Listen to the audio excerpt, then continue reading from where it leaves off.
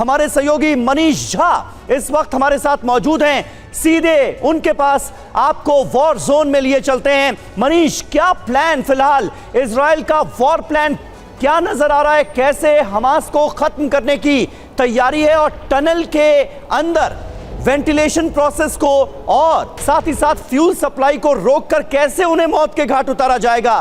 क्या योजना नजर आती है? बिल्कुल समीर, देखिए गाजा पट्टी के अंदर बहुत डीप तक आईडीएफ के ट्रुप्स मौजूद हैं और वैसी स्थिति में अब लगातार टनल से निकल कर जो हमास के लड़ाके अचानक हमला करते हैं, तो अब आईडीएफ ने एक प्लान बनाया है, एक ऐसा प्लान जिसकी वजह से अब हमास के लड़ाकों को मजबूरी में जिंदा रहने के लिए सुरंग से बाहर निकलना पड़ेगा और फिर बाहर निकलते ही उसे आईडीएफ के सैनिकों का सामना करना पड़ेगा, यानी अंदर भी मौत और बाहर भी मौत। और वो प्लान क्या है? वो प्लान ये है कि आईडीएफ चुन कर उन जगह को टारगेट कर रही है जो सुरंग को वेंटिलेशन प्रोवाइड कराता है, यानी कि टनल के शाफ्ट, उन सब को आइडेंटिफाई किया जा रहा है ग्राउंड पर और उन सब को टारगेट किया जा रहा है ताकि जो 60 मीटर 70 मीटर जमीन के अंदर इतनी गहरी सुरंगें हैं, मानो कि 10 मंजिला इमारत खड़ी हो जाए। और वो पतली चौड़ी सकरी अलग अलग तरह की सुरंगों को आखिर हवा तो चाहिए, वेंटिलेशन सिस्टम तो चाहिए, और वेंटिलेशन सिस्टम के लिए उन्हें इलेक्ट्रिसिटी सप्लाई भी चाहिए। तो फ्यूल नहीं रहेगा, यानी डीजल नहीं रहेगी,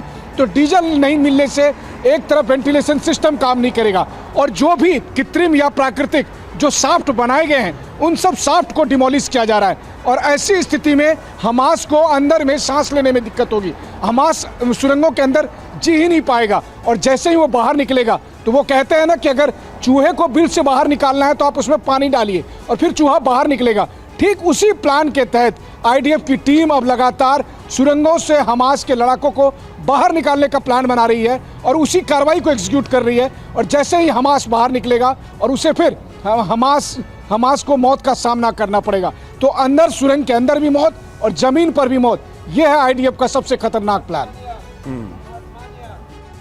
जी बिल्कुल, मनीष ने बहुत इंपॉर्टेंट जानकारी दी और ये पूरा प्लान डिकोड किया कि कैसे हमास के लड़ाकों को उनके पनाहगाह, उनके सुरंगों में मारने की पूरी तैयारी कर ली आईडीएफ ने। और अब 60 सेकंड में हमारे एक्सपर्ट से समझते हैं कि इजराइल का प्लान क्या है, क्या ये पूरा तैयार किया गया इस प्लान को। और अपने मेहमानों का परिचय भी पहले करा दे। Air marshal retired Rajesh Kumar sir हमारे साथ बतौर डिफेंस एक्सपर्ट इस वक्त स्टूडियो में जुड़ चुके हैं, जबकि संजय भारद्वाज जी भी बतौर रक्षा विशेषज्ञ इस वक्त हमारे साथ स्टूडियो में मौजूद है। सबसे पहले अब 60 सेकंड में अपने एक्सपर्ट से समझ लेते हैं कि इजराइल का प्लान क्या है, वो कैसे हमास का खात्मा करेगी और जल्द से जल्द इस प्लान को एग्जीक्यूट कैसे किया जाएगा। राजेश सर, आपने ये रिपोर्ट देखी, ये एक्सक्लूसिव जानकारी देखी, आपका एक्सपर्ट कमेंट क्या है इसमें? देखिए, ये प्लान तो ठीक है, लेकिन इसको एग्जीक्यूट करने में समय तो लगेगा, क्योंकि हमास ने भी बहुत बढ़िया तैयारी की हुई है। और इसका जायजा हम इससे लगा सकते हैं कि इतने दिनों बाद भी वो रॉकेट फायर कर सकते हैं इजराइल की ओर। तो ये जो वेंटिलेशन शाफ्ट का प्लान है, सही प्लान है।